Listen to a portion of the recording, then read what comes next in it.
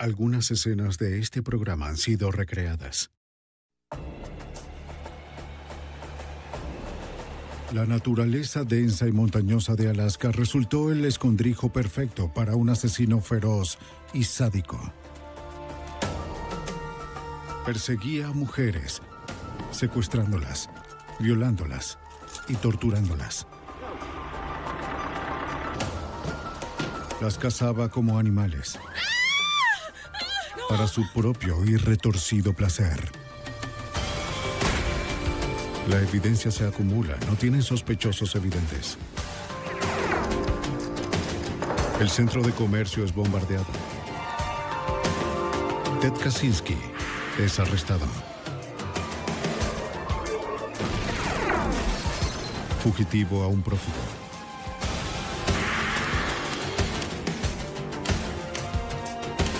Los archivos del FBI. En los años 70 y 80, las personas iban a Alaska buscando un nuevo comienzo para reinventarse o para desaparecer un tiempo. Algunas de estas no fueron voluntarias. Soy Jim Kallstrom, exdirector del FBI en Nueva York. La matanza del asesino en serie quedó expuesta cuando los cuerpos de mujeres jóvenes comenzaron a aparecer en tumbas superficiales en bosques de Alaska. Allí el asesino se sentía en casa. Su búsqueda comenzó a 5.000 kilómetros de distancia, donde los analistas del FBI estudiaron la mente del criminal. El juego del cazador. Ella era una modelo joven que buscaba una oportunidad.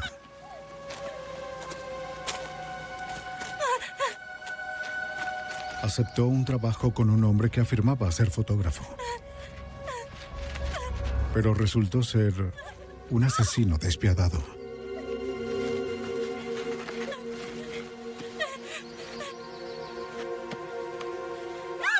No fue su primera víctima. O la última.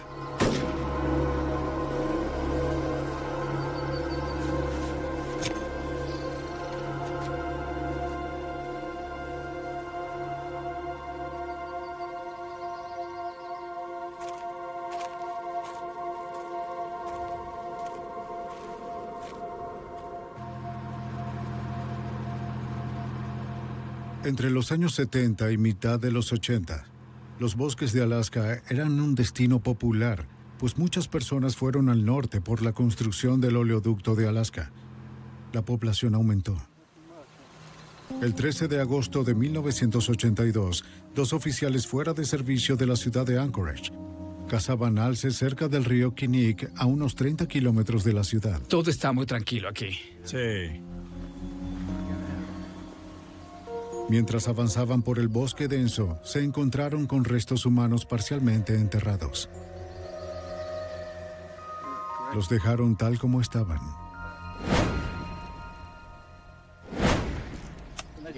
Al día siguiente, especialistas en escenas del crimen de la policía del estado de Alaska llegaron a la escena. Los crímenes del área caen bajo la jurisdicción del estado. Además de ropa y vendaje elástico, los agentes encontraron un cartucho calibre .223 en la tumba superficial. El cartucho está en la arena. Los registros dentales identificaron los restos como de Sherry Morrow, de 23 años, una bailarina exótica reportada como desaparecida por su novio un año antes. Los agentes lo llamaron para darle la noticia. Su vestimenta coincidía con la que reportó en su desaparición, pero su amuleto de la suerte, un collar de oro con dije en forma de flecha que nunca se quitaba, desapareció. Morrow quizás fue asesinada poco después de su desaparición, dándole al asesino más de un año para cubrir sus rastros. Encontrarlo sería casi imposible. En el año que siguió al descubrimiento del cuerpo de Sherry Morrow, más mujeres comenzaron a aparecer. La triste realidad es que encontrar cuerpos en los bosques de Alaska no es tan extraño. 2 o 3 veces al año, un alpinista novato o algún cazador puede perderse y sucumbir a la naturaleza. Pero una cantidad creciente de cadáveres significaba otra cosa. Durante la construcción de una carretera nueva el 2 de septiembre de 1983, un equipo desenterró restos de un esqueleto humano cerca de donde se encontró el cuerpo de Sherry Morrow un año antes. Los huesos llevaban un buen tiempo ahí. Hasta no hace mucho, esta área del río Kinnick era tan apartada que solo se podía llegar por bote o avioneta. Los restos fueron identificados como los de Paula Golding, de 17 años, una secretaria desempleada que se mudó a Alaska desde Hawái. Llevaba 5 meses desaparecida. Igual que Sherry Morrow, tomó el trabajo de bailarina exótica para ganarse la vida. E igualmente se encontró un cartucho calibre .223 en el lugar. Para el agente estatal de Alaska, Wayne Van Clausen, la conexión era aterradora.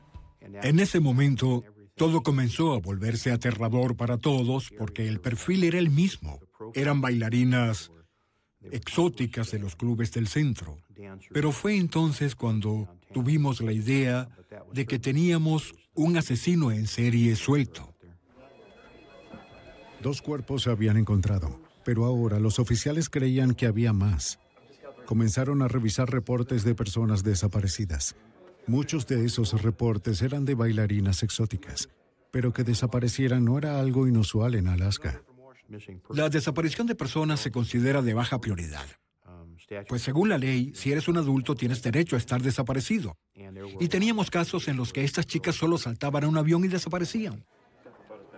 Entre 1980 y 1983, 12 mujeres fueron reportadas desaparecidas. Eso representaba solo una fracción del total no reportado. Los oficiales se preguntaban cuántas de estas mujeres eran víctimas del asesino. Eso sería difícil de determinar. Los oficiales estatales de Alaska enviaron la evidencia de la escena del crimen de Sherry Morrow y Paula Golding al laboratorio del FBI en Washington, D.C. para su análisis. El FBI realizó pruebas de balística en ambos cartuchos para determinar si fueron efectuados por la misma arma. Los oficiales estatales esperaban que los resultados les suministraran evidencia sólida de que la misma persona cometió ambos asesinatos. Los resultados del laboratorio fueron concluyentes. Ambas mujeres fueron asesinadas con el mismo rifle de largo alcance. No había duda, los oficiales de Alaska estaban lidiando con un asesino en serie. Mientras comenzaban su búsqueda en los bosques, los oficiales de Anchorage lidiaban con sus propios problemas.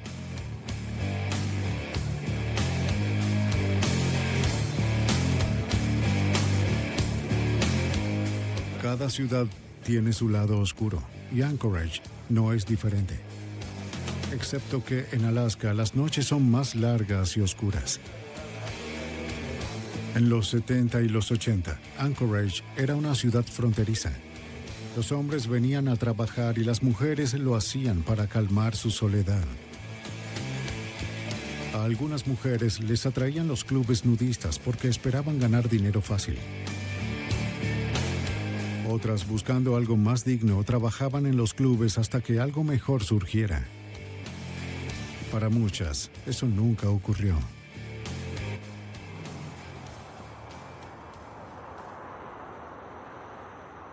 Y en las calles de la ciudad rondaba un acosador. Las escogía con cuidado. A sus víctimas casi no las echaba de menos, ya que en una ciudad conformada por forasteros resulta difícil establecer nexos.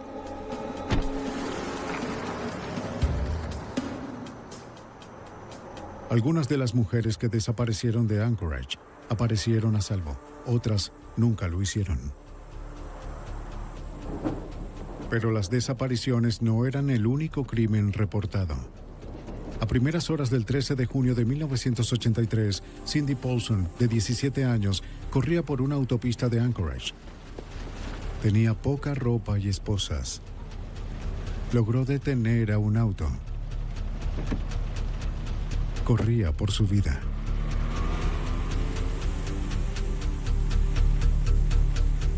El conductor la dejó en su motel. El recepcionista llamó a la policía de Anchorage. Señorita Paulson. Un oficial le quitó las esposas y trató de calmarla. Permítame quitarle El oficial de la policía, Greg Baker, recuerda el incidente. La encontramos esposada y con poca ropa. Fue muy convincente. Estaba muy asustada, muy atemorizada. Y nos contó su historia. Paulson, que era prostituta, le dijo a Baker que resultó engañada la noche anterior. Lo describió como muy delgado, desaliñado, de 1,80 m de estatura, con lentes y tartamudo. Pensó que no parecía un tipo peligroso. Pero tan pronto se subió en su auto, la esposó y le colocó un revólver con mango de madera en su cabeza.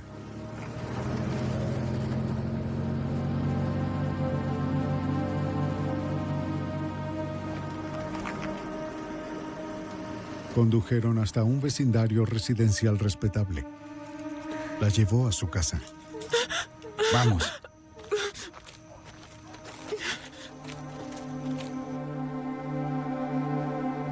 El lugar estaba bien cuidado y lleno de trofeos de caza. Tenía una cadena colgando del techo de la sala. La encadenó y la desnudó.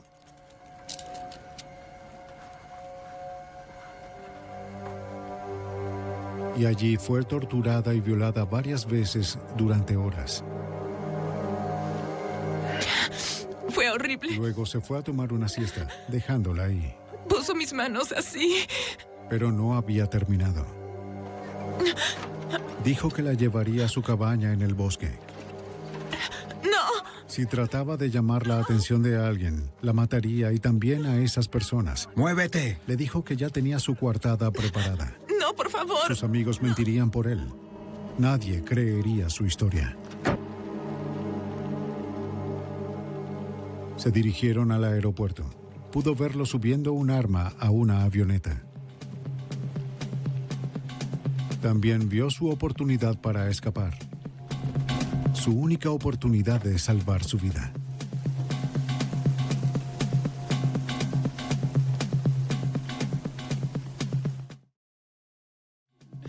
La historia sonaba aterradora, pero su terror genuino obligó al oficial Baker a investigar. Tenía una mujer inteligente, muy asustada, alegando haber sido secuestrada a punta de pistola, hecha prisionera en un lugar específico que ella indicó dónde se encontraba, sabía dónde quedaba. Describió el interior del lugar, describió el recinto, incluyendo varias cabezas de animales que estaban colgadas en la pared. Camino al hospital para una revisión, Paulson insistió en detenerse en el aeropuerto para mostrarle a la policía la avioneta que había visto antes. La identificó plenamente. Estando allí, un guardia de seguridad nos detuvo. Describió el auto de la misma forma que Cindy lo hizo y, de hecho, nos dio el número de matrícula. Ese número de matrícula confirmó la dirección, o al menos al área en la que Cindy nos había indicado que se encontraba la casa. La policía acudió al lugar para hablar con el dueño del auto.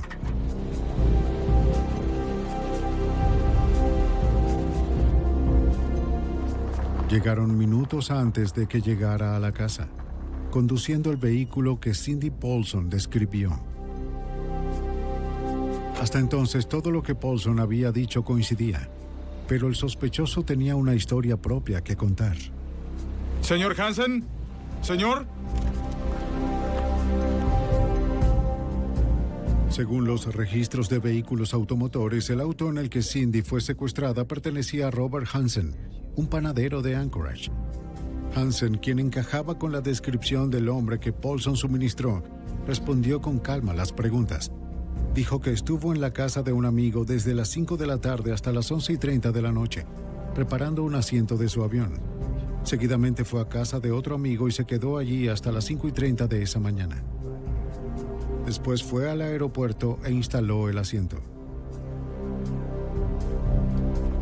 Hansen accedió a que la policía revisara su casa. De nuevo, la casa coincidía con la descripción de Paulson. Eso solo probó que había estado en la casa, no que Hansen la violó y torturó ahí. No encontraron evidencia alguna del hecho. Pero sí notaron un panel suelto. Detrás encontraron una colección de armas, pero no era de extrañar. Hansen era un cazador entusiasta. Encontraron un revólver, pero no coincidía con el que Paulson había descrito. Ni el arma, la cadena o la manta en la que fue envuelta se encontraron en ninguna parte.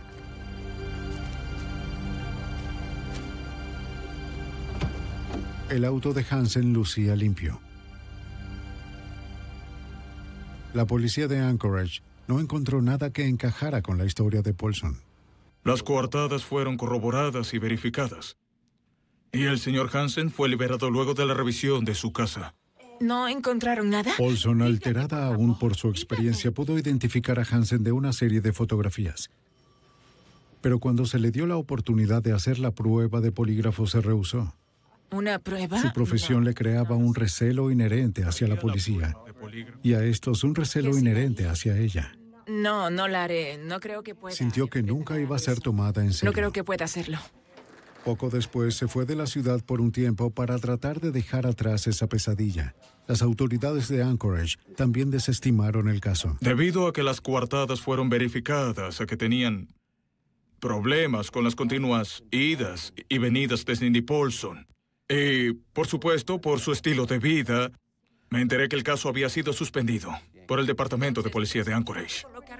La policía no había reunido una evidencia sólida que conectara su historia con la de Robert Hansen. Pero para el oficial Greg Baker, esto no había terminado. Era el único oficial que creía en la historia de Paulson y no la abandonaría. El depredador de las calles de Anchorage seguía allá afuera, libre para cazar más víctimas. Hasta mañana. Robert Hansen, el sospechoso principal del secuestro y violación de Cindy Paulson, fue liberado por falta de evidencia sólida. El oficial Baker seguía intrigado. Últimamente, la policía de Anchorage lidiaba con lo que parecía algo más que reportes de mujeres desaparecidas que involucraban a prostitutas como Paulson, o bailarinas exóticas, o mujeres que escaparon. La declaración de Paulson de que estuvo a punto de ser subida a un avión solo reforzó sus sospechas inquietantes sobre Hansen. La llevó al aeropuerto donde volarían lejos, con la historia de que si mantenía las esperanzas, la regresaría y la dejaría ir. Cindy fue inteligente para saber que sería un viaje sin retorno, al igual que yo. Era solo cuestión de juntar las piezas y darse cuenta de que él era sospechoso por lo de las bailarinas desaparecidas. El supervisor de Baker suspendió la investigación sobre Robert Hansen, pero Baker no podía dejarlo así. La historia terrorífica de Cindy Paulson tenía muchos detalles como para no investigar. Nadie, excepto Baker, la escucharía. Continuó su investigación. En la superficie, Baker no encontró nada en los registros de Hansen que levantara sospechas. Se mudó a Anchorage desde Iowa hacía 16 años y abrió una panadería. Fue un gran éxito. Tenía una esposa e hijos y, excepto por su tartamudeo, se adaptó muy bien. Cuando no estaba en la cocina, Hansen disfrutaba volar su pequeña avioneta, una Cup Piper Super Cup. Ya en tierra, se dirigía al bosque. Era un buen ciudadano, no encajaba en el perfil típico de asesino en serie. Existían muchos otros vagando por Alaska que encajaban con ese perfil. Ellos no tenían compañías, no tenían familias. Hansen sí. Tenía todo que perder. Frank Rothschild era fiscal asignado en el caso de Paulson. Bob el panadero. Los agentes y la policía solían ir a esta tienda de rosquillas todo el tiempo. Solía ser un lugar conocido, tenía una panadería y todos lo conocían. Era un sujeto agradable y trabajador.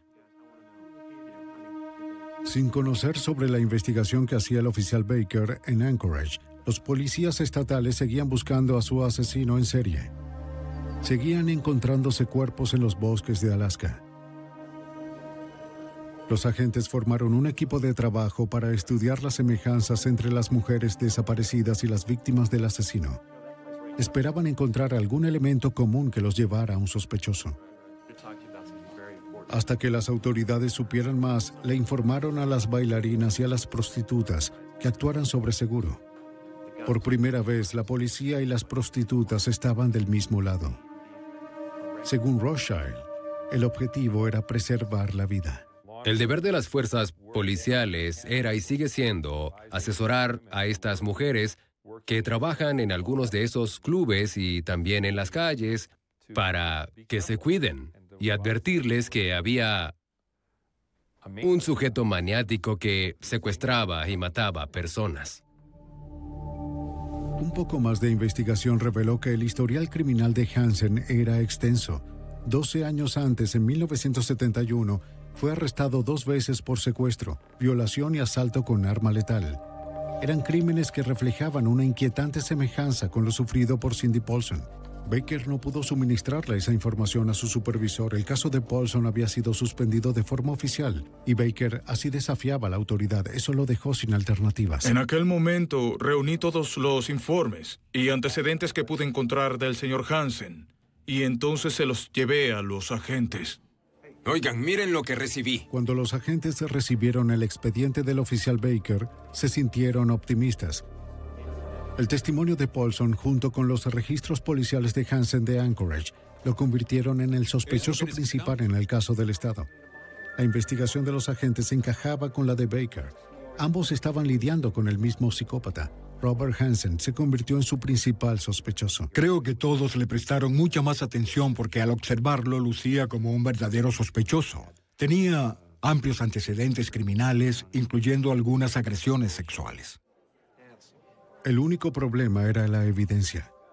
Aun cuando Hansen era un violento agresor sexual, sus registros no lo señalaban como alguien capaz de cometer homicidio, y no existía alguna conexión que lo vinculara con Sherry Morrow, Paula Golding y las otras mujeres desaparecidas. En ese punto los agentes no tenían lo suficiente para una orden de registro. Solo sabían que 3 mujeres estaban muertas y 12 desaparecidas. Afuera acechaba un asesino en serie. Los agentes necesitaban atraparlo antes de que asesinara de nuevo. Necesitaban ayuda. Se trataba de un asesino múltiple. Y en Alaska no se tenía experiencia con esos casos. Y alguien intuyó que el FBI no solo tenía experiencia, sino que tenía una unidad diseñada específicamente para tratar de ayudar a descubrir quiénes eran estas personas. Para atrapar al asesino en su propia casa, los agentes pidieron ayuda a más de 4.500 kilómetros de distancia. Solo el FBI contaba con los recursos necesarios para entrar en la mente del asesino. Cuando los agentes estatales de Alaska determinaron que tenían a un asesino en serie en sus manos, se dieron cuenta de que no tenían la experiencia para detenerlo, pero conocían a alguien que sí. En Quantico, Virginia, se encuentra la Unidad de Apoyo Investigativo del FBI.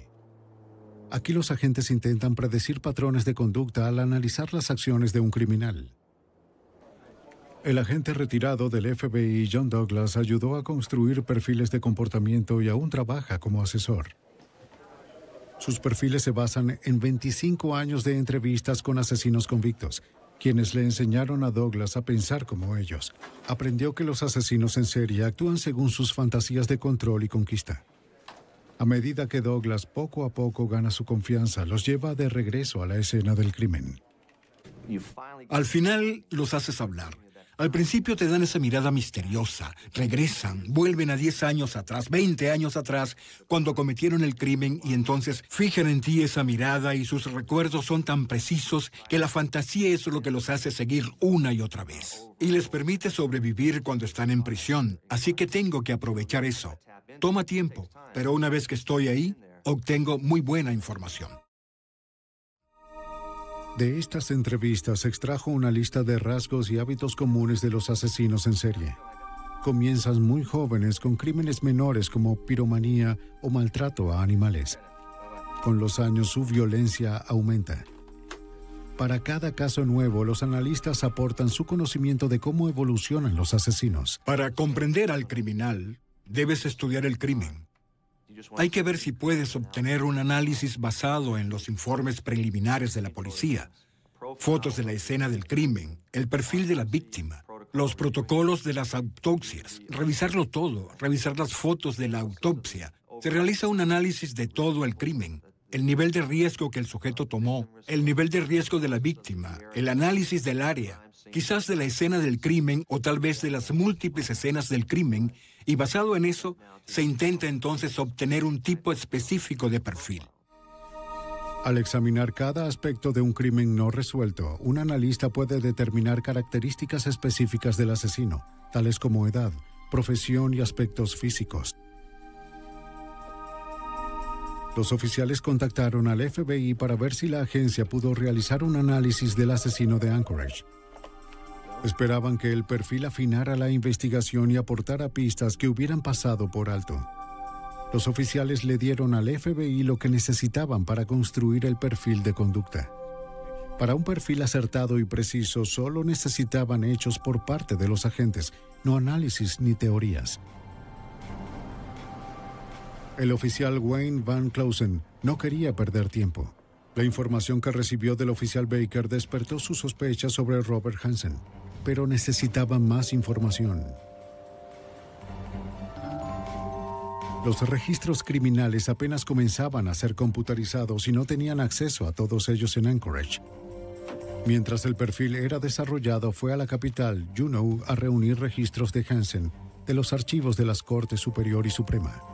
En su misión para reunir hechos, Van Clausen investigó cada ciudad en la que vivió Hansen. Encontró informes de Robert Hansen que se remontaban a 1961.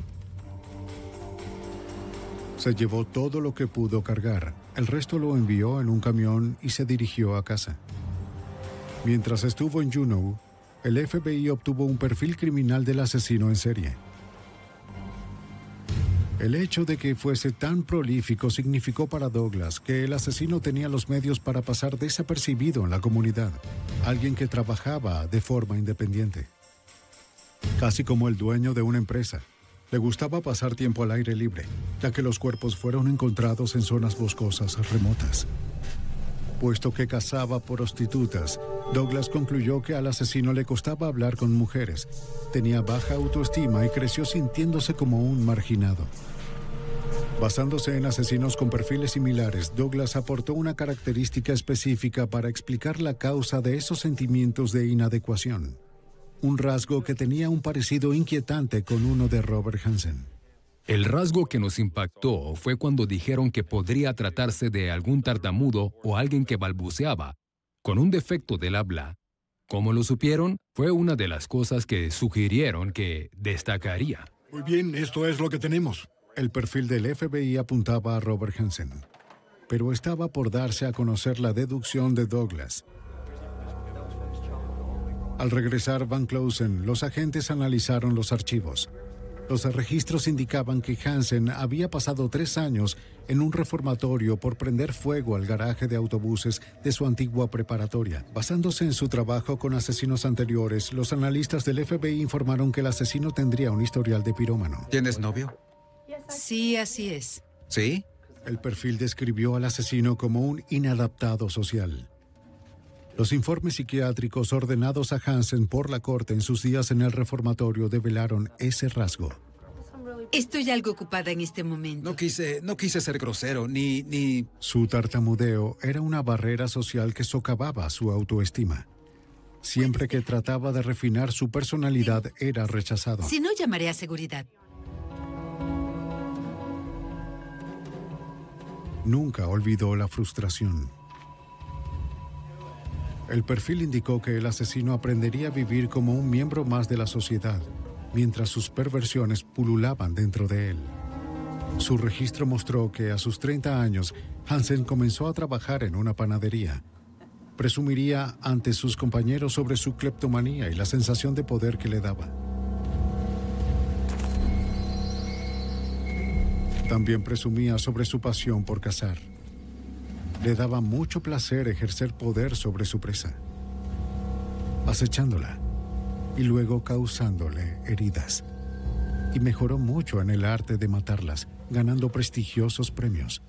En 1967 se mudó a Alaska para iniciar una nueva vida y para mejorar la cacería. 3 años después de mudarse, sus registros indicaron que fue arrestado por intento de violación a una joven recepcionista a mano armada. No se opuso a los cargos de asalto con un arma letal.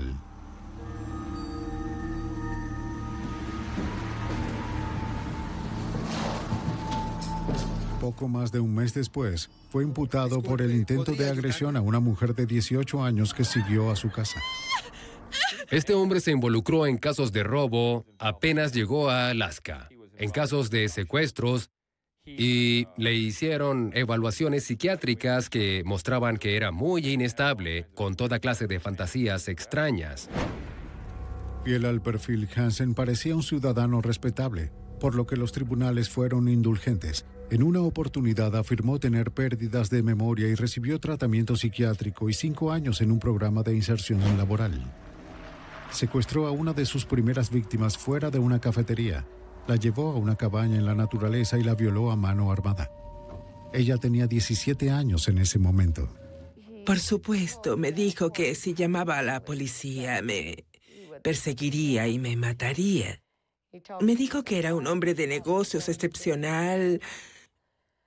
Nunca mencionó mientras duró la violación, ni antes ni después de eso, que estaba casado, pero sí que era un hombre de negocios excepcional y que yo solo era una niña y nadie me creería. Y tuvo razón. Todo lo que los analistas dijeron del agresor de las matanzas en serie encajaban con el sospechoso Robert Hansen. Un hombre de verdad peligroso que pasaba desapercibido dentro de la multitud.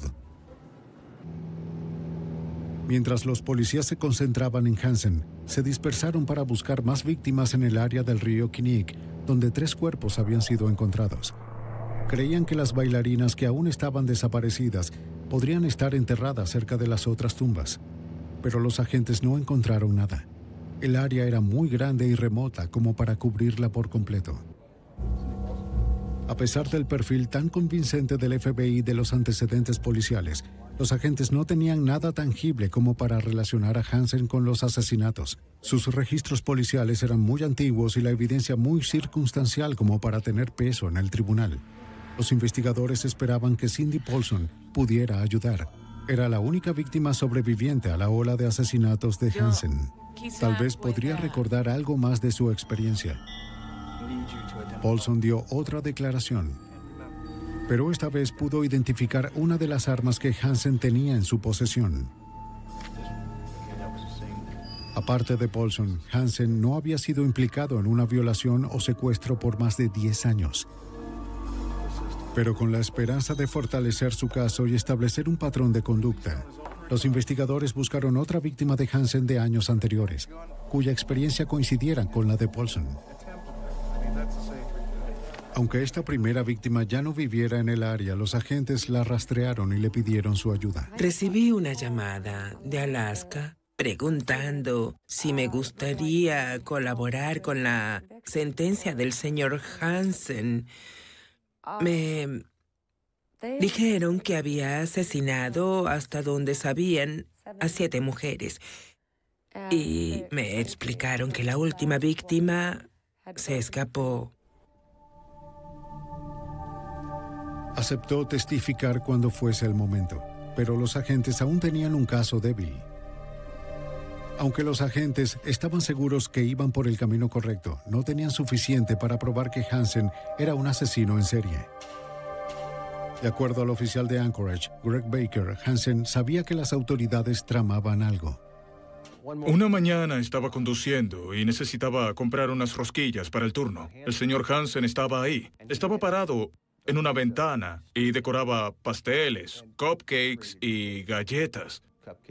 Y recuerdo observarlo y me mantuvo la mirada y se podía notar que estaba nervioso. Continuó colocándose glaseado en el pulgar y eso me gustó.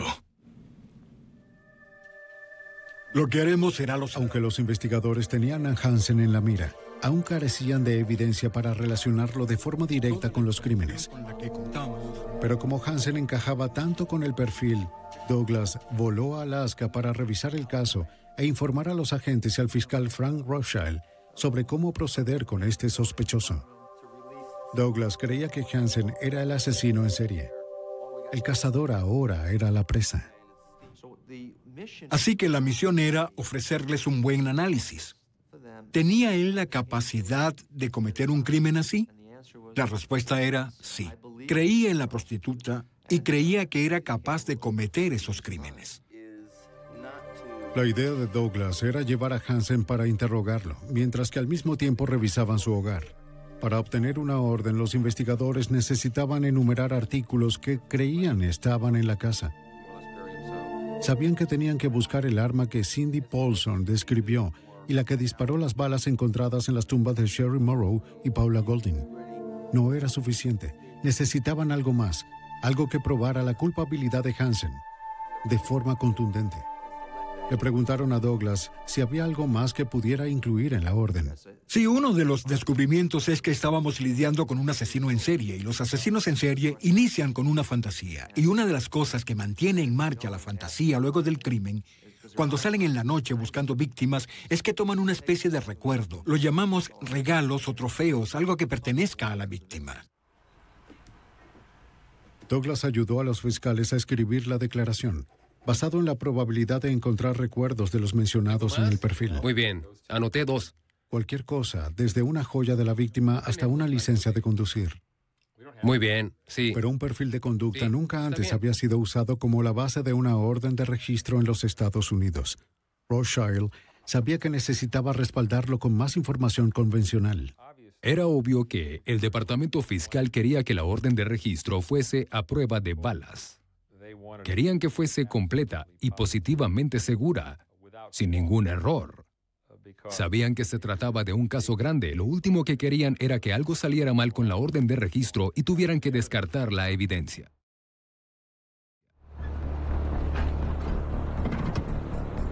El informe se extendió 48 páginas. El juez autorizó 8 órdenes de registro para la propiedad de Hansen. Ahora solo necesitaban a Hansen. Se aprendieron su patrón, conocían su agenda. El 23 de octubre de 1983 fueron a buscarlo en la panadería. Pero Hansen no estaba allí. Quiso comenzar el día más tarde, obligando a los agentes a esperar durante 20 tensos minutos. ¡Robert Hansen! Del auto! ¿Robert Hansen? Policía de Alaska, por favor, aléjese del vehículo. Al pedirle que los acompañara para interrogarlo, no se resistió. La sala de interrogación ya estaba lista para él. El objetivo era mantenerlo fuera de control, esperando que hiciera una confesión y así evitar un prolongado caso legal. Douglas ayudó a los agentes a diseñar la sala de interrogación para causar el mayor impacto psicológico. Fotos de las escenas del crimen y objetos relacionados se dispersaron por el lugar para que Hansen los viera antes de la entrevista. En el momento preciso, los agentes llegaron e iniciaron el juego mental. El FBI asesoró a Rothschild sobre cómo hacerlo. Hay que hacer preguntas para generar más discusión. Esa fue la estrategia de juego número 1. Era obvio que sabíamos que todos los casos eran investigados. Y queríamos hacerlo hablar en específico sobre cada uno de ellos. Él trató de sondearnos para determinar qué sabíamos. Pude ver que su estrategia era tratar de ver qué sabíamos y seguirnos el juego. Mi estrategia, por supuesto, era descubrir lo que él sabía. Mientras Rothschild trataba de que Hansen se abriera y confesara, los agentes ejecutaban la orden de registro. Su esposa estaba en casa. Los agentes fueron muy precavidos, filmando todo el procedimiento. Lo que buscaban podía estar en cualquier parte, incluso a plena vista.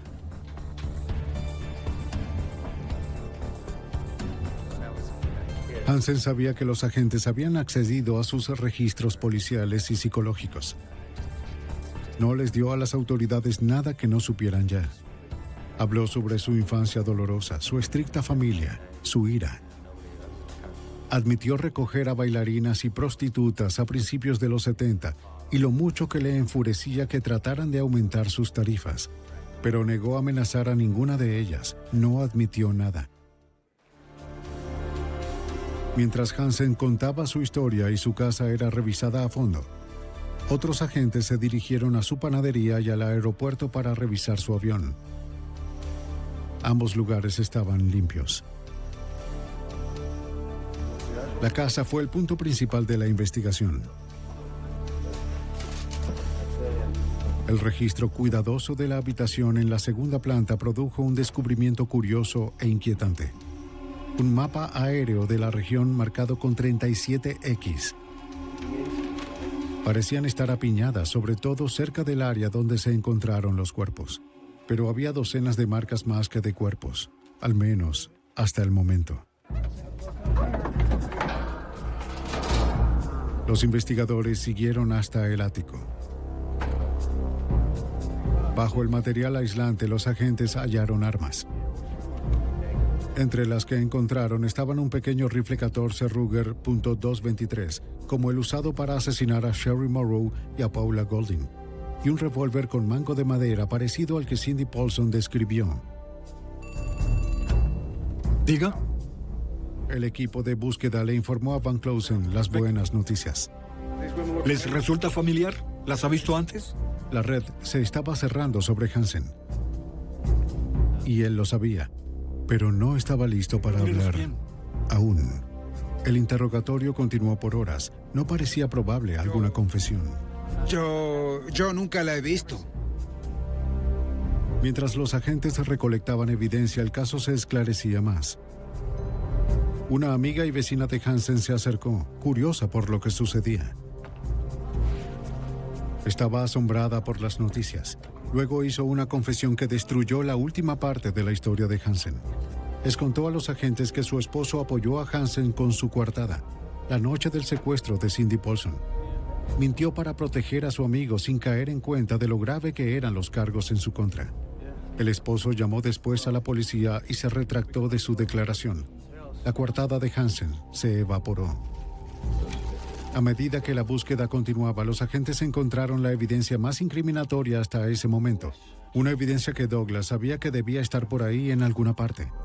Encontraron el collar de Sherry Morrow y otras pertenencias de las mujeres asesinadas o desaparecidas. Habían encontrado el alijo de trofeos de Hansen. Los investigadores llamaron a la estación. A pesar de que tenían a Hansen donde querían, seguía sin confesar. Pero tenían lo suficiente para encerrarlo por el caso de Cindy Paulson. La fianza se fijó en $5,000. Ahora los investigadores tenían tiempo para armar el caso en contra de Hansen como un asesino en serie. Llamaron a la víctima anterior para ver si aún quería cooperar. En ese momento ellos pensaron que había asesinado a 11 mujeres, que si seguía interesada en ser testigo, pero sentían que en verdad me necesitaban porque él no había confesado. ¿Hay noticias? 3 puntos en el mapa encontrado en su habitación coincidían con las ubicaciones de los cuerpos encontrados por los agentes. Otra X marcaba la ubicación de un cuerpo encontrado por la policía de Swart años antes. Se presumió que las X restantes señalaban las tumbas de más víctimas, docenas de ellas. Observar el mapa, sin duda, era escalofriante. Porque creíamos en el mapa. El mapa era un conteo de cuerpos. Él mantuvo el rastro. No tenía recortes de prensa. Él tenía el mapa.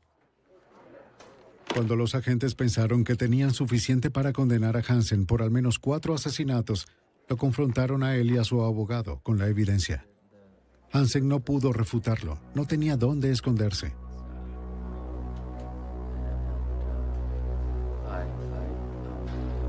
Al fin, era momento de confesar. Era hora de que Hansen llegara a un trato. Hansen dijo que confesaría los asesinatos que pudieran comprobarse, siempre que no se le diera publicidad al juicio y que su familia no fuese involucrada. Exigió ser encarcelado fuera de Alaska cuando el juicio terminara.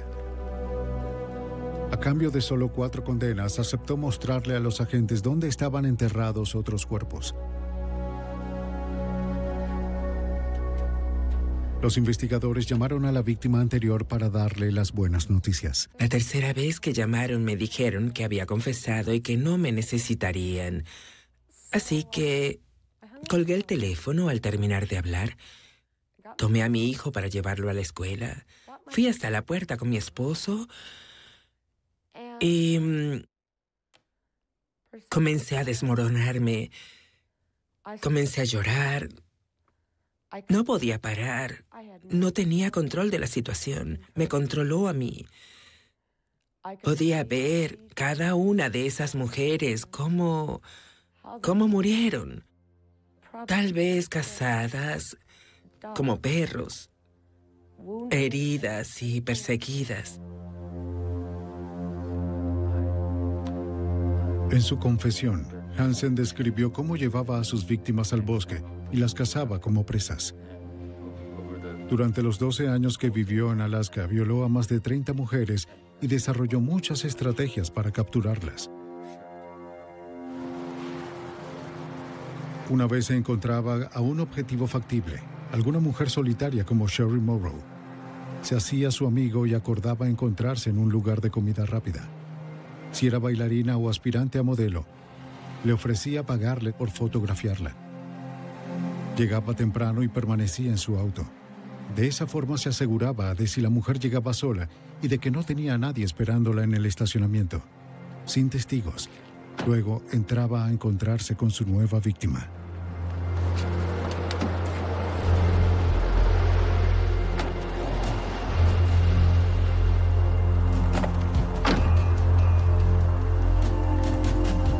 Una mitad de las esposas ya estaba sujeta al asiento.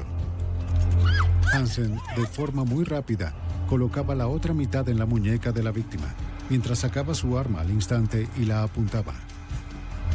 Luego las llevaba a su casa o a un motel lejano para violarlas y torturarlas. Después les vendaba los ojos y conducía o volaba hacia las afueras de la ciudad, hasta llegar a un lugar apartado, su terreno de caza. Su costumbre era jugar con su presa antes de matarlas.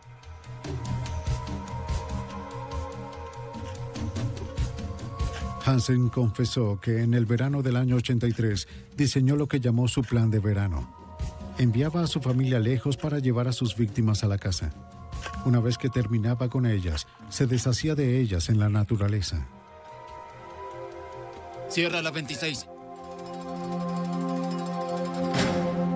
El 27 de febrero de 1984, Robert Hansen fue condenado por asesinar a 4 mujeres y sentenciado a 461 años de cadena perpetua sin libertad condicional.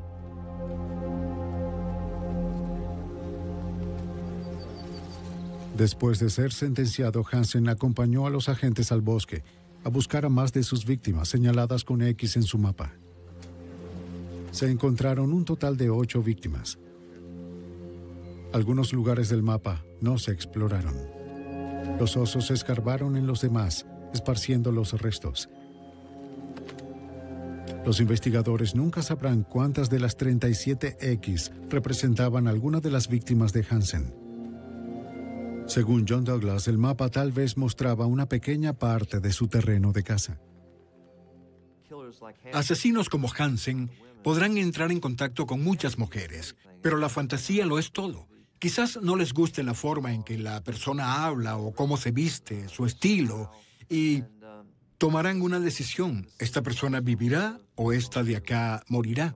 Creo que estaba involucrado en más casos y aún creo en la posibilidad de que una de las razones que lo llevó a ir a Alaska fue para escapar de los homicidios que cometió en el año 48. En los Estados Unidos se estima que de 35 a 50 asesinos en serie se activan en determinado momento. La creación de perfiles ha facilitado su detección y captura. Cada vez que alguno es capturado, los investigadores aprenden más sobre sus motivaciones retorcidas, lo que facilita capturar al próximo. Algunas escenas de este programa han sido recreadas. En el verano de 1985, una tranquila ciudad sureña se transformó en un lugar de horror inimaginable, cuando algunas jovencitas comenzaron a desaparecer.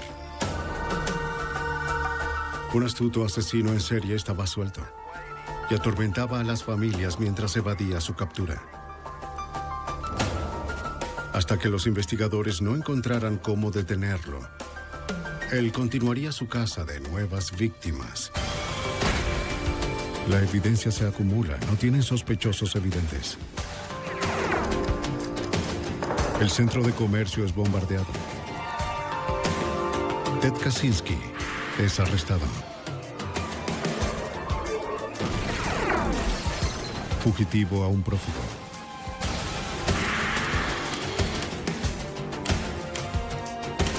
Los archivos del FBI. Era un depredador. Secuestraba a niñas y a mujeres jóvenes cerca de sus hogares a plena luz del día. Era un sádico. Telefoneaba a las familias para burlarse de ellos, animarlos, para luego jugar con sus esperanzas. Y no se detendría hasta nosotros detenerlo. Soy Jim Armstrong, ex jefe del FBI en Nueva York. Este asesino en serie, quien quiera que fuera, lograba pasar desapercibido en la sociedad. Sin embargo, ansiaba la atención que sus crímenes obtenían. En algún lugar de esta contradicción se encontraba la clave para capturarlo. El gato y el ratón. El 31 de mayo de 1985, el sol de la tarde calentaba la ciudad de Lexington en Carolina del Sur, con una abrasadora temperatura de 38 grados centígrados. Sherry Faye Smith había encontrado alivio al calor en una fiesta en la piscina, acompañada por su novio y compañeros de la escuela secundaria.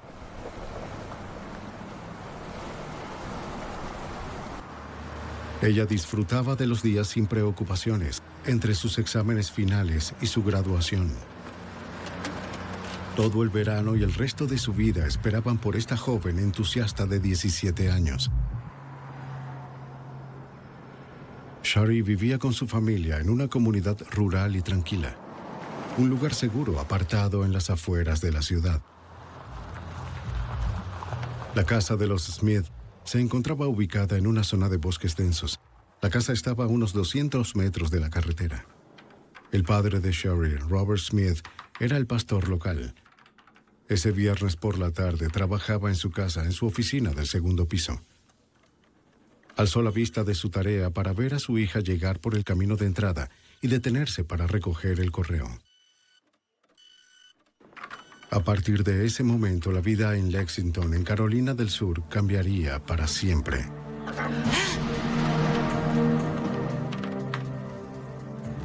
Esperando que Sherry entrara a la casa, el señor Smith volvió a mirar por la ventana.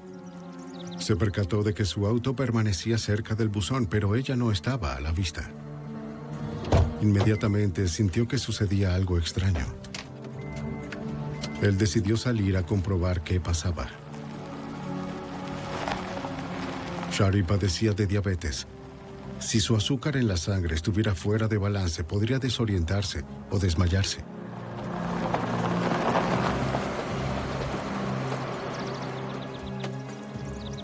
Cuando llegó a la entrada del camino, el señor Smith encontró el automóvil de Shari con el motor todavía encendido y la puerta abierta.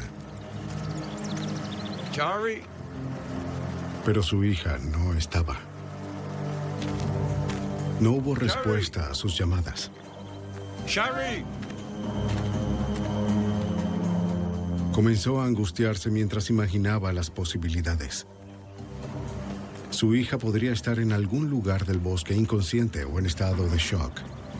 ¡Shari! Gritó más alto, casi frenético por la preocupación. ¡Shari!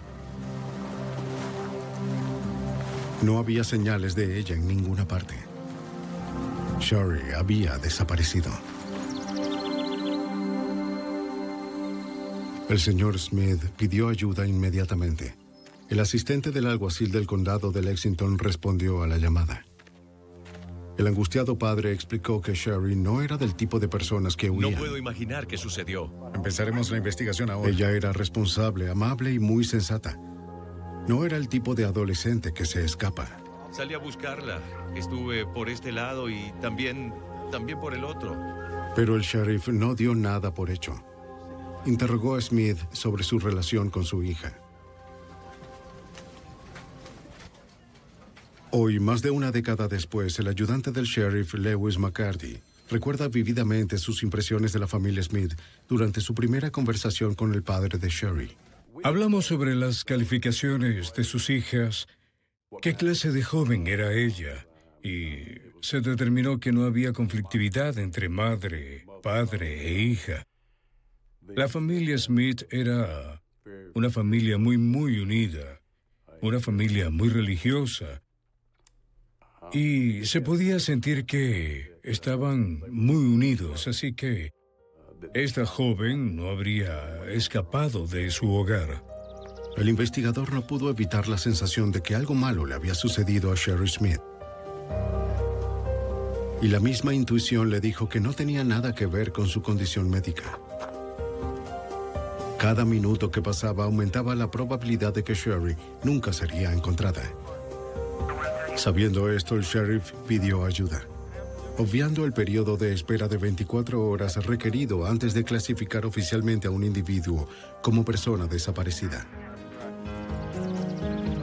Mientras esperaban que llegaran los demás oficiales, el sheriff y Robert Smith volvieron sobre los pasos de Sherry, con cuidado de no destruir ninguna posible evidencia.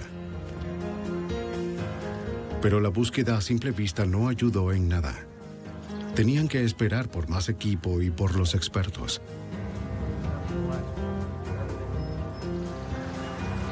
En pocos minutos, los oficiales de la División de Aplicación de la Ley de Carolina del Sur, conocidos como SLED, llegaron a la casa Smith.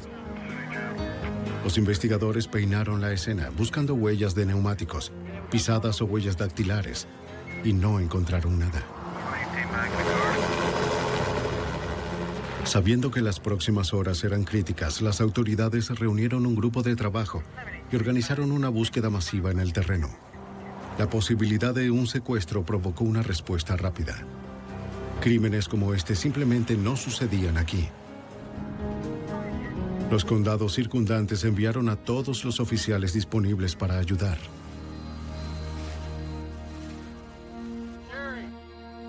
La noticia de la desaparición de Sherry se extendió rápidamente a través de la estrecha comunidad de Lexington. Cientos de residentes locales se ofrecieron para participar en la búsqueda.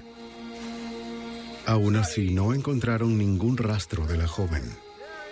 ¡Sari! ¡Sari! Aunque no había evidencia directa de que se hubiera cometido un delito federal, los investigadores estatales recurrieron a la experiencia del FBI. Querían que la oficina asesorara extraoficialmente en la búsqueda y ayudara en la investigación. El agente especial John Vollmer de la Oficina de Columbia del FBI fue enviado a la casa de los Smith la mañana siguiente. La desaparición inclusive desconcertó a los expertos. No lográbamos encontrarla. Y ella no pertenecía a un tipo de familia de las que indicaría fácilmente que se habría escapado con alguien. Ella era de una familia estable, un buen entorno, y ellos inmediatamente pensaron, obviamente, que algo malo había sucedido. Pero no teníamos idea en ese momento qué podía ser. La búsqueda continuó con urgencia, con cientos de voluntarios y oficiales trabajando sin detenerse. Fue una tarea desalentadora. El calor y el terreno dificultaban la búsqueda. Cuando estás hablando de buscar en un condado de 1.300 kilómetros cuadrados, es casi como buscar una aguja en un pajar. Es extremadamente difícil porque no sabes por dónde empezar ni a dónde ir. Pasaron 2 largos y calurosos días de búsqueda, y aún así no había señales de Sherry. Cada vez era más y más probable que se tratara de un secuestro. Horrorizados por la posibilidad de que un crimen como este pudiera ocurrir en su ciudad, los residentes de Lexington estaban asustados. Los niños no salían sin sus padres. Nadie iba solo a ningún lado. A cada hora que pasaba, los investigadores se esforzaban por mantener la esperanza de encontrar ilesa a Sherry.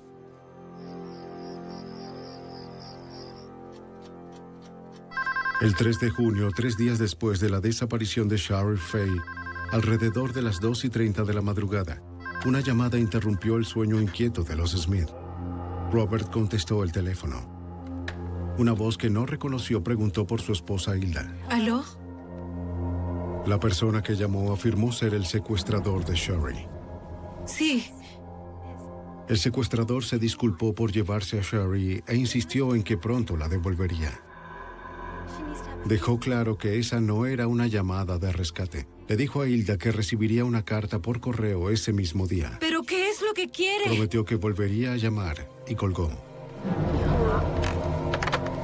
Aunque el teléfono ya había sido configurado, la llamada fue demasiado corta para obtener un seguimiento. Los oficiales de SLED que estaban en la casa de los Smith llamaron inmediatamente al agente Vollmer. Realmente no estaba claro si ella estaba viva o muerta. La persona que llamaba indicaba que estaba viva y que él la iba a devolver a salvo. Y creo que en ese momento todos tenían la esperanza de que él era sincero y de que en realidad ella no estaba muerta y sería devuelta a su hogar y familia. Una carta que con suerte contenía pistas sobre el paradero de Sherry sería un alivio bienvenido, pero primero tenían que averiguar si la carta prometida por quien llamaba realmente existía. Sin perder tiempo, despertaron al jefe de correos de la ciudad y le ordenaron que abriera la oficina de correos antes del amanecer. Y enseguida comenzaron a trabajar revisando carta por carta todo el lote de correo saliente.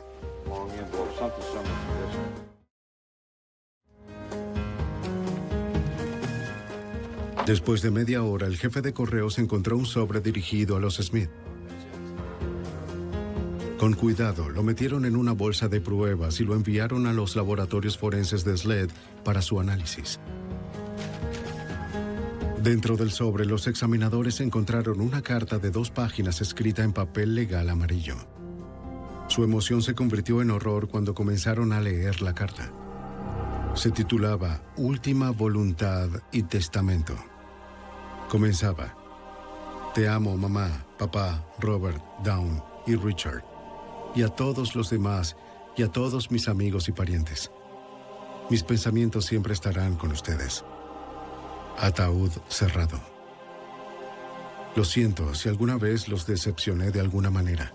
Solo quería hacerles sentir orgullosos de mí porque siempre he estado orgullosa de mi familia. La carta terminaba con: Todo mi amor siempre. Sharon, Sherry Fay Smith.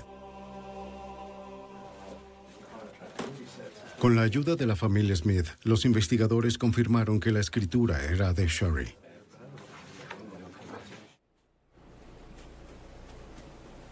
Los investigadores del laboratorio comenzaron la laboriosa tarea de analizar la carta. La búsqueda de impresiones, pelos, fibras y otras pistas tomaría semanas. Y si bien los investigadores esperaban que el documento pudiera proporcionar otras pistas valiosas, se alarmaron por el contenido de la carta. Estábamos conmocionados, estábamos preocupados por su bienestar. Había varias frases en la carta en las que se refiere. Una sería un ataúd cerrado, como... no sabemos por qué. ¿Por qué una joven escribiría ataúd cerrado? El destino de Sherry no estaba claro. El secuestrador tenía todas las respuestas. Él había prometido llamar de nuevo. Hasta que lo hizo, la familia Smith se aferró desesperadamente a la esperanza. Pocos días después de la desaparición de Sherry Fay, su secuestrador había llamado para contactar a la familia. Desde entonces, los agentes y detectives añadieron una grabadora de voz, además del rastreador que ya estaba en el teléfono de los Smith. Tener registrada la voz del secuestrador en una grabación sería muy valioso. Si el sospechoso llamaba de nuevo, estarían preparados. La espera era insoportable.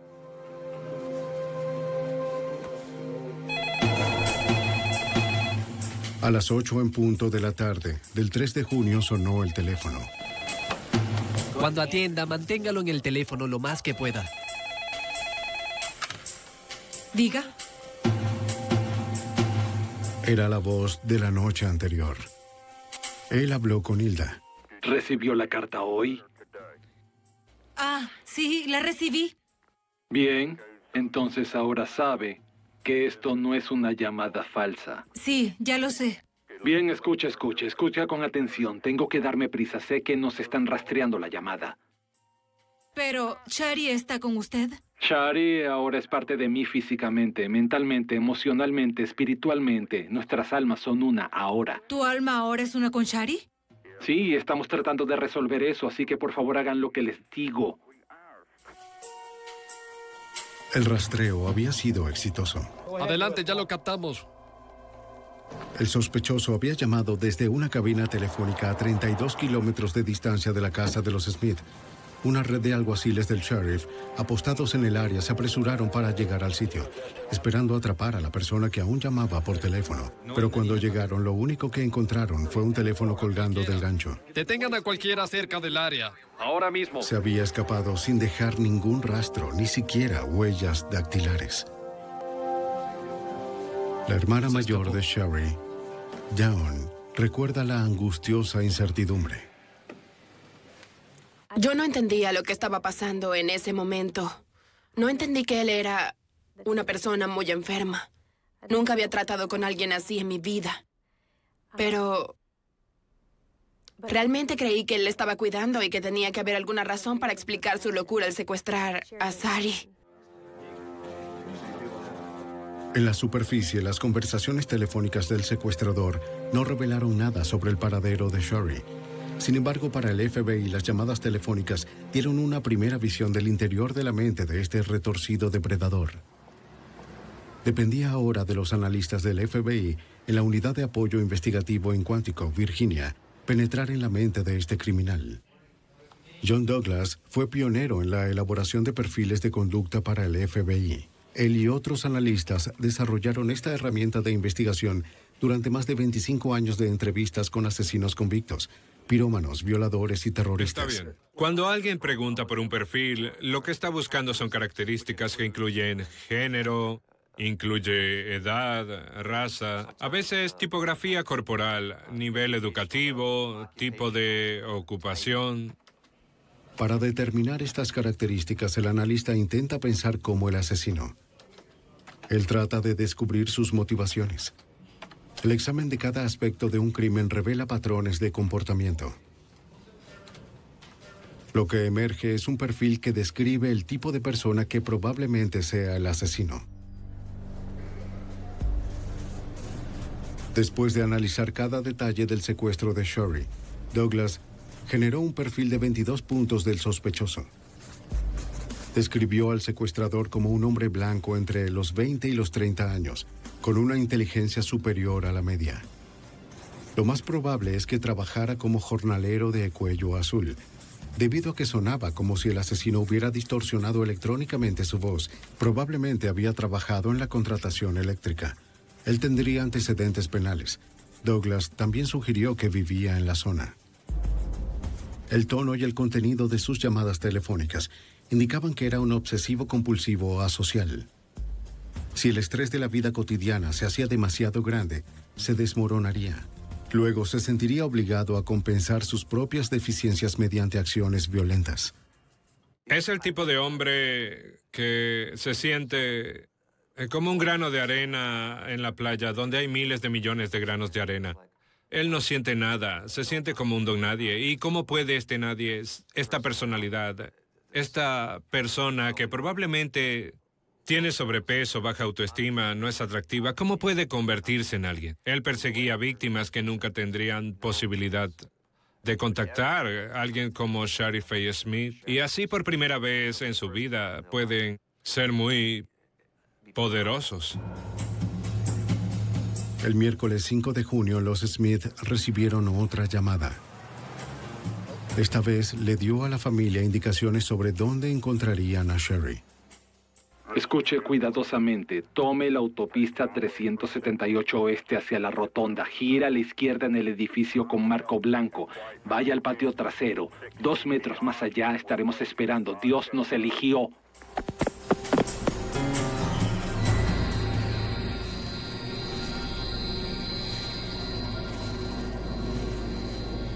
Los investigadores corrieron a la ubicación con la esperanza de encontrarla todavía con vida.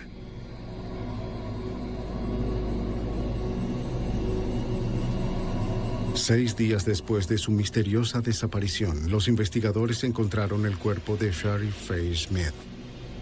Cuando la familia Smith recibió la llamada de la ubicación del cuerpo, fuimos inmediatamente allí y nuestros peores temores se hicieron realidad.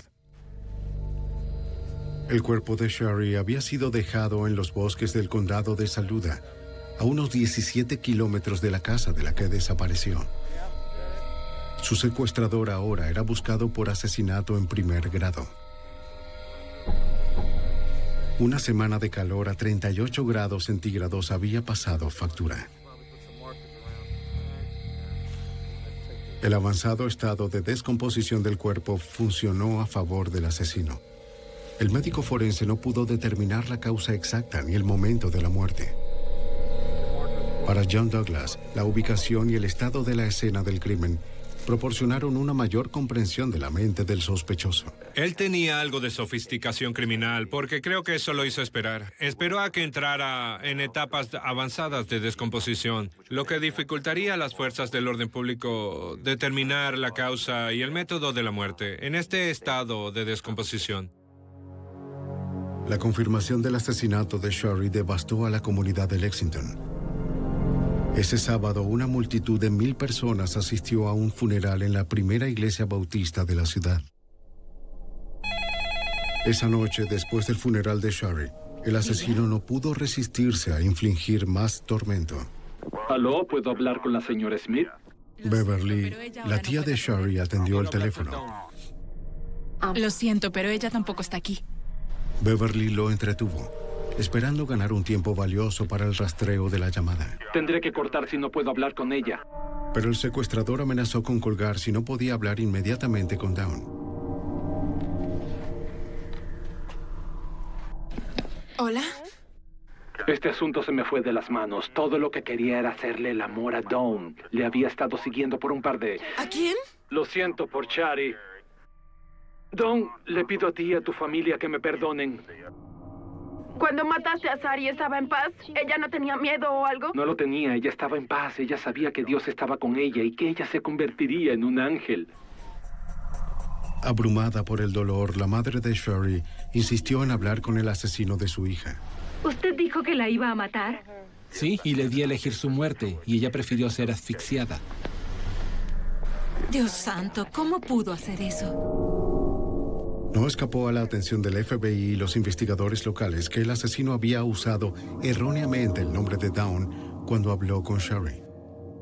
Se prepararon para la posibilidad de que este asesino pudiera dirigir su obsesión asesina hacia Dawn.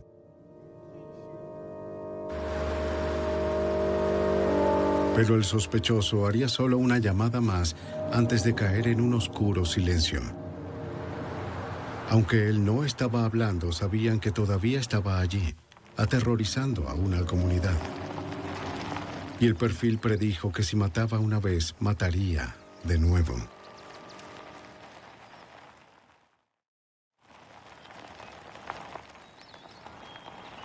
En junio de 1985, los investigadores del FBI continuaban tras la casa del secuestrador y asesino de Shari Smith, de 17 años.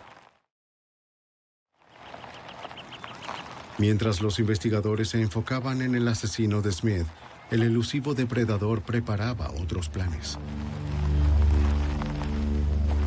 El viernes 14 de junio, 2 semanas después del secuestro de Shari, un hombre agarró a Deborah May Helmick de su patio en el condado de Richland mientras jugaba con su hermano. Ella solo tenía 9 años. Los gritos de la niña alertaron a una vecina. Pero la mujer no fue lo suficientemente rápida. El secuestrador logró escabullirse a plena luz del día.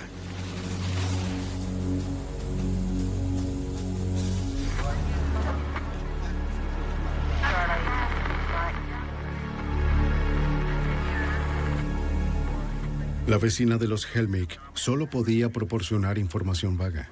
Sin embargo, la descripción general del sospechoso y su método parecía inquietantemente similar al hombre que el FBI buscaba por el asesinato de Sherry. Los sheriffs del condado de Richland contactaron de inmediato al grupo de trabajo en la cercana Lexington. A pocos momentos de ese secuestro nos enteramos y comenzamos a centrarnos en ese caso también.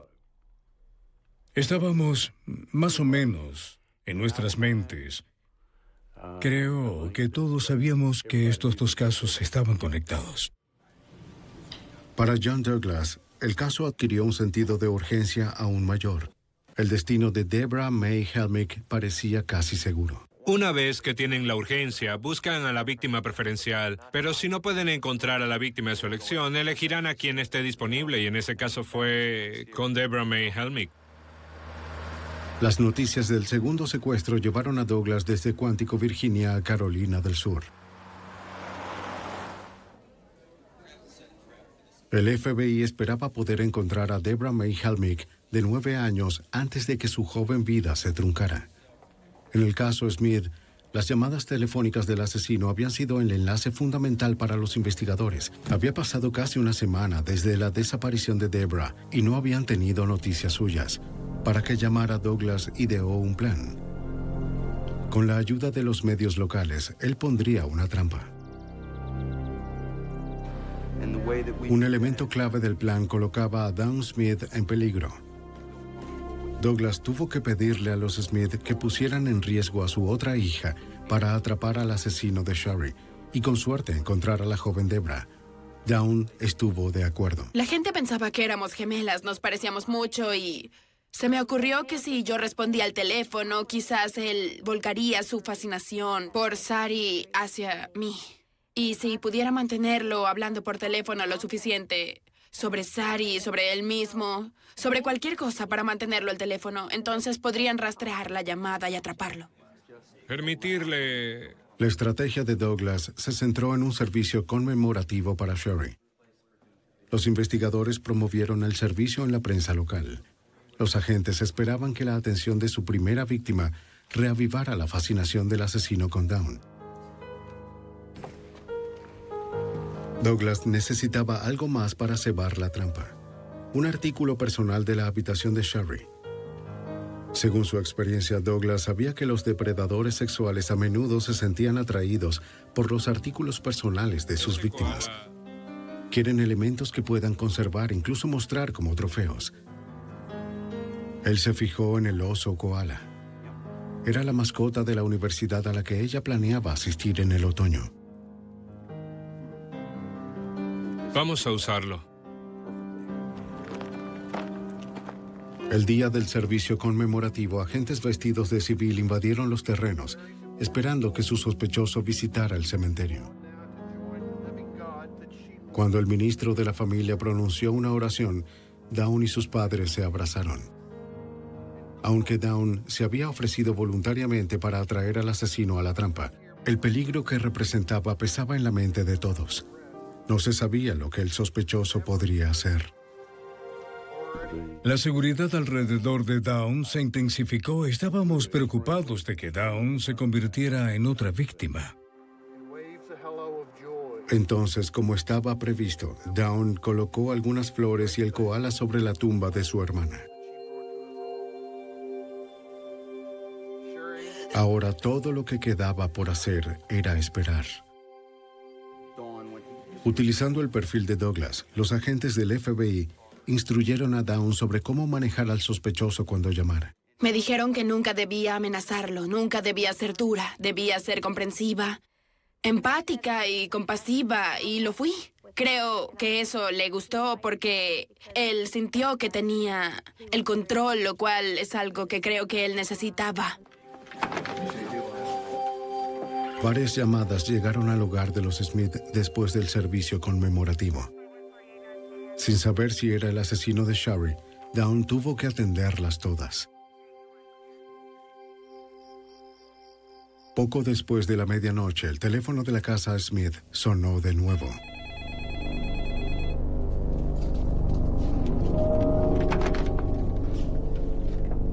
Diga. Esto es de parte de Sari Faye Smith. ¿Eres Down? Sí. Como Douglas había esperado, el culpable mordió el anzuelo. Y como se anticipó, el asesino había enfocado su atención en Dawn. No puedes estar protegida todo el tiempo. Le dejó en claro que ella sería su próxima víctima. ¿Entiendes? Tú lo sabes. Dios quiere que te unas a Shari Faye. Es solo cuestión de tiempo. A pesar de la amenaza, Dawn lo mantuvo en la línea, soportando el abuso del hombre que asesinó a su hermana, mientras los funcionarios rastreaban el origen de la llamada. Sí, bien, escucha atentamente. Vete hacia el norte. Después, antes de colgar, el asesino le dio instrucciones.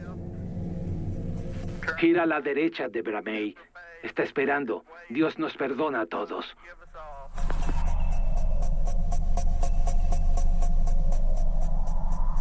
El agente especial John Vollmer temía que el asesino no se detuviera allí. Cuando nombró a Debra Helmick, eso nos condujo a enfrentar la posibilidad de que estábamos lidiando con un posible asesino en serie, que había asesinado, según sospechábamos, al menos a 2 personas, quizás otras, y que podía seguir matando. ¿A qué hora? A pesar del éxito de Douglas en lograr que el sospechoso llamara, nadie había anticipado qué tan lejos iría el asesino para evitar ser detectado. Rastrear la llamada desde fuera del área tomó tiempo adicional. De nuevo, el sospechoso dejó la cabina telefónica momentos antes de que las autoridades pudieran alcanzarlo. Estuvimos muy cerca de atraparlo en varias ocasiones, y es casi como si lo sintiera y comenzara a ir más lejos para hacer sus llamadas telefónicas. Otros investigadores siguieron las indicaciones de la persona que llamó. Allí encontraron a Debra Helmick, de 9 años, asesinada. La apuesta había fallado. Con cada oportunidad perdida, aumentaba la probabilidad de que hubiera más víctimas. Y ahora Dawn era el objetivo más probable. Los investigadores temían que el asesino intentara secuestrarla. Un escurridizo asesino en serie ya había matado a 2 niñas en Lexington, Carolina del Sur. La escasa cantidad de evidencia frustró a los investigadores del FBI, así como a las autoridades locales. Pero el análisis forense estaba a punto de generar el mayor impacto en la investigación. La última voluntad y testamento de Shari Smith fue examinado por Gail Head, directora de la sección de documentos investigados de los laboratorios legales de Carolina del Sur. Utilizando una máquina ESDA, Head esperaba encontrar pruebas contundentes. El ESDA, un acrónimo para equipos de detección electroestáticos, puede captar imágenes que son invisibles a simple vista. Funciona según el principio opuesto de una imprenta. En lugar de recubrir letras levantadas con tinta para crear una imagen, ESDA rellena las marcas en el documento en cuestión con grafito. Cuando una película de imagen se estira sobre el documento como el celofán, aparece una imagen legible. Después de horas de examinar el documento, Head encontró la marca de una escritura. Parecía ser un número de teléfono y un nombre. Un nombre particular y el número de teléfono en cuestión nos permitieron mostrar todo el código de área, los 3 primeros números del prefijo, los siguientes 2 números, el tercer número del que no estábamos seguros y luego tuvimos el 4º número. El nombre en la hoja era Joe. Del código de área, los investigadores determinaron que el número era de Alabama. Para completar el dígito que faltaba, los investigadores llamaron a cada combinación del número de teléfono, hasta que llegaron a una selección que tenía el mismo nombre que se encontraba marcado en la hoja. Finalmente consiguieron una coincidencia. El número pertenecía a un hombre llamado Joe Shepard. Los investigadores examinaron sus registros telefónicos. Descubrieron que había recibido una llamada de una dirección a las afueras de Lexington, en Lake Murray, Carolina del Sur. Cualquiera de estas direcciones podría pertenecer al asesino. Respaldados por el perfil del FBI, la policía local visitó la dirección de Alabama. Buenas tardes, ¿es usted Joe Shepard? Interrogaron a Joe Shepard. No coincidía con el perfil del asesino. A pesar de que no era sospechoso, aún podría ser un vínculo importante con el asesino. La policía tuvo que averiguar la conexión entre él y la llamada telefónica de Lake Murray, Carolina del Sur. Shepard explicó que provenía de la casa de sus padres. Los oficiales de Carolina del Sur verificaron que la dirección pertenecía a los padres de Joe Shepard, Ellis y Sharon Shepard. Los investigadores fueron a la dirección del lago Murray para interrogar a los residentes. La casa estaba a solo 2 millas del lugar donde la policía encontró el cuerpo de Deborah Helmick, de 9 años. Descubrieron que Ellis trabajaba como electricista en la construcción de viviendas. Era una profesión predicha por el perfil del FBI.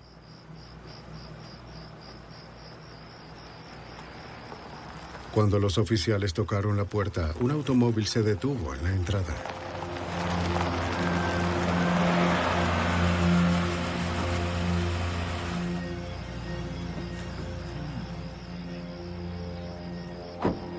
¿Puedo ayudarlos? Cuando los investigadores conocieron a los Shepard, inmediatamente sintieron que habían llegado a otro callejón sin salida. Además de la profesión de Ellis Shepard, nada más parecía encajar en el perfil. De todos modos, los interrogaron. Los Shepard les dijeron que habían regresado recientemente de un viaje de 6 semanas.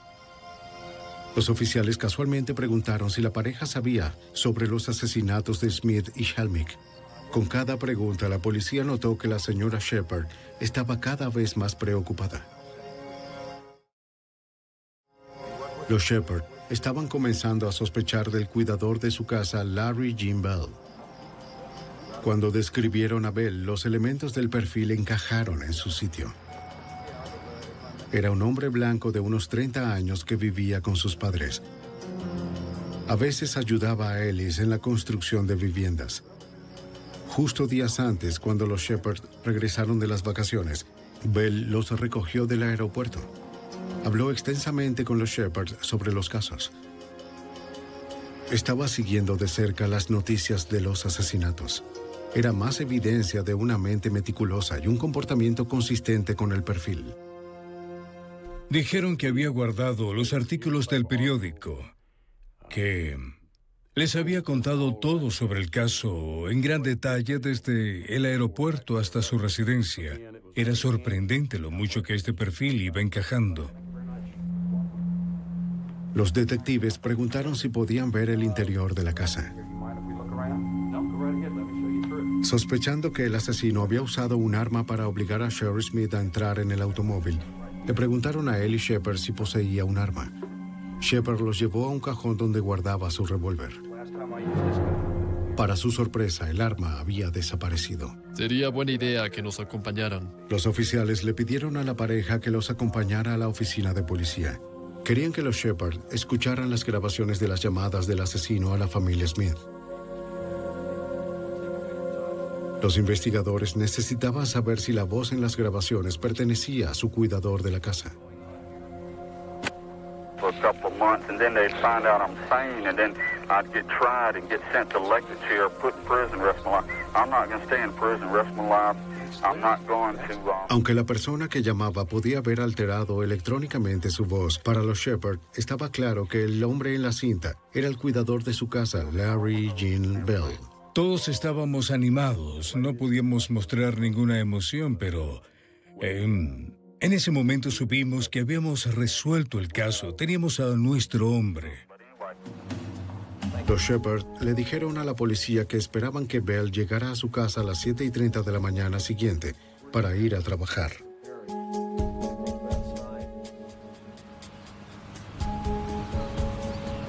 Los investigadores vigilaron la residencia de Bell. Esta vez no había forma de que eludiera la captura.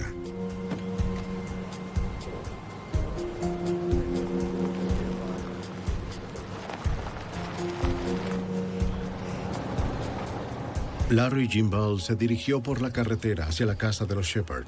No se percató del coche de policía sin identificaciones que lo seguía.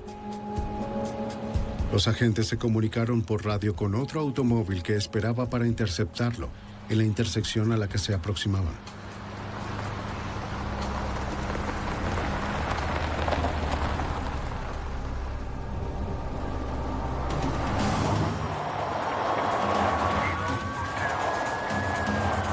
El 26 de junio de 1985, a las 7:19 de la mañana, los investigadores finalmente atraparon al escurridizo Larry Jim Bell.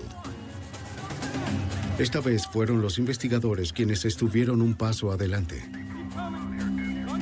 Bell fue arrestado sin resistencia y llevado a la oficina de policía para ser interrogado. Con Bell ahora bajo custodia, los investigadores aún necesitaban cerrar bien el caso para asegurarse de que nunca más pudiera estar libre para matar de nuevo. Combinando contundentes pruebas forenses con el perfil del FBI, la policía de Carolina del Sur arrestó a Larry Jim Bell por sospechas de secuestro y asesinato. Pero ahora tenían que demostrar sin lugar a dudas que él era el asesino de Shari Smith y Deborah May Helmick. Quedó en manos del abogado del condado de Lexington, Donald Myers, presentar el caso. Como fiscal de carrera, Myers estaba decidido a condenar al asesino que se había burlado tan horriblemente de la familia de su víctima. No me gusta Larry Jim Bell. Incluso antes de conocerlo. Y sabía que probablemente este sería el caso más publicitado que tendríamos. El más publicitado en Carolina del Sur hasta ese momento. Y me comprometí a ir tras él con todo lo que tenía. Aunque había evidencia poderosa contra Bell, esta era solo circunstancial. Aún así, en el estado de Carolina del Sur, una confesión podría garantizar la sentencia máxima. Myers quería asegurarse de que Bell nunca pudiera quitar otra vida. Él quería una confesión. Nuevamente llamaron al FBI por ayuda. Ellos recomendaron preparar un interrogatorio que provocase una declaración autoinculpatoria. Por ejemplo, un mapa que muestra dónde se hicieron las llamadas, algunas fotos de la víctima, para que mientras mire alrededor de la habitación, recuerde a la víctima. Podemos colocar tarjetas de huellas dactilares sobre la mesa, poner cuadernos o archivos que tengan su nombre en ellos, todo para hacerle pensar que obviamente lo tenemos cercado, que tenemos pruebas contra él. Él podría creer que lo tenemos y rendirse. Mientras los oficiales se preparaban para interrogar a Bell, otros detectives obtuvieron una orden de allanamiento de la casa de los Shepard. Durante las siguientes 12 horas, el equipo forense peinó cada centímetro cuadrado de la casa en busca de cualquier cosa que conectara firmemente a Bell con los crímenes. Como el perfil predijo, la casa estaba en perfecto orden. Fue meticulosamente limpiada, aspirada y desempolvada. Particularmente en la habitación donde Larry Bell se había estado quedando. Pero debajo de la superficie ordenada, el equipo descubrió evidencia de su desviación. Las pulcras sábanas de la cama ocultaban un delgado y sucio colchón, y debajo yacía una revista porno y un revólver .38 que coincidía con la descripción del que le faltaba al señor Shepard.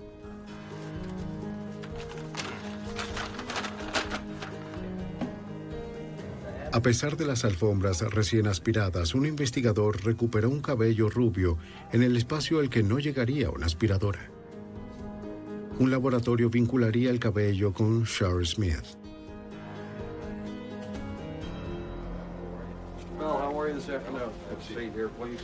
Mientras los investigadores continuaron la búsqueda de pruebas en la casa de los Shepard, los detectives en el interrogatorio llevaron a cabo la estrategia del FBI. Primero se aseguraron de que Bell estuviera cómodo. Según lo aconsejado por Douglas, hablaron con el sospechoso sin amenazas. Fingieron simpatizar con él, comprender su dolor para que él se confiara. Fueron llevando a su sospechoso a través de la creciente cantidad de pruebas que le condenaban.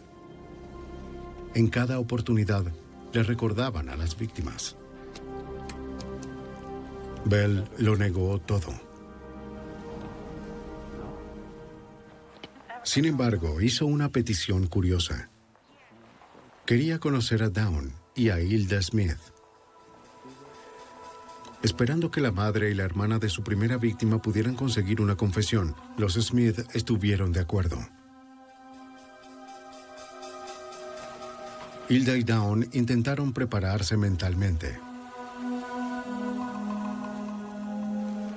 Finalmente, entraron a la habitación y se encontraron cara a cara con el asesino de Sherry. Él comenzó a murmurar y a hablar de cuánto lo lamentaba, de que la persona que estaba sentada en esa silla no podría haber sido la que hizo esto, pero que otro Larry Bell podría haber sido. Realmente no tenía mucho sentido, así que recuerdo verlo sentado allí, recuerdo haberlo visto, recuerdo haberlo escuchado y realmente me sentí asqueada. Porque yo sabía que este era el hombre. Y ni siquiera era lo suficientemente hombre para decir, lo hice, lo siento. Solo trató de poner excusas, pero mi madre le dijo algo increíble. Ella dijo, sé que eres el hombre que mató a mi hija y puedo decir honestamente que no te odio. Y él se puso lloroso. Pero el quiebre emocional de Bell llegó solo hasta el punto de soltar lágrimas. Él nunca hizo la confesión que las autoridades querían. Después de semanas de compilación de pruebas, Myers y los investigadores comenzaron a reconstruir la secuencia de eventos del 31 de mayo de 1985. Bell descubrió a Sherry Smith después de dejar a su madre en una consulta médica. Algo en la joven desencadenó sus ansias libidinosas.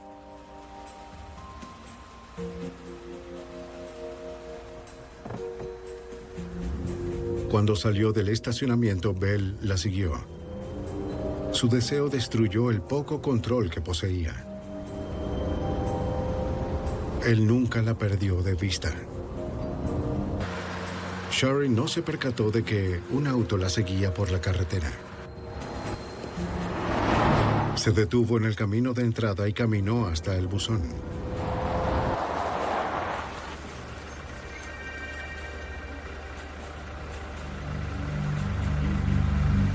Bell no perdió el tiempo.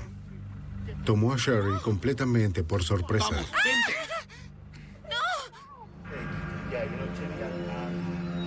Llevó a Sherry a la casa de los Shepard, en el lago Murray. Después, Bell canceló una cena con los amigos. Les dijo que quería quedarse en la casa de los Shepard y ver un partido de béisbol. Ya había atado a Sherry a la cama. La evidencia mostró que Sherry había sido violada. Antes de matarla, Bell forzó a Sherry a escribir su última voluntad y testamento.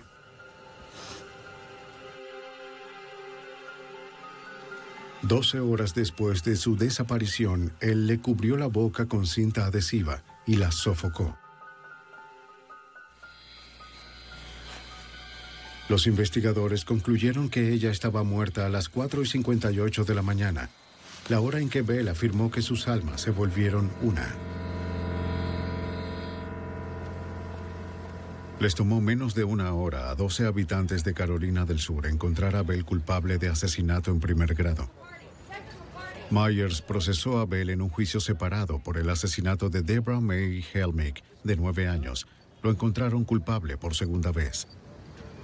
Con la condena de Bell, la familia Smith podía comenzar a reconstruir sus vidas.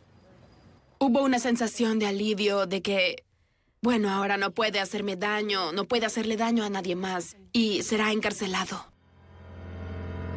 Larry Jim Bell pagó la pena máxima por sus crímenes sádicos. El 4 de octubre de 1996 fue ejecutado en la silla eléctrica de Carolina del Sur. Aunque la pérdida de Sherry Smith y Deborah May Helmick siempre se lamentará, la vida en Lexington regresó lentamente a la normalidad. Con habilidad y determinación, la División de Aplicación de la Ley SLED de Carolina del Sur y el FBI le pusieron fin a la aflicción de un pueblo al acabar con el juego mortal del gato y el ratón.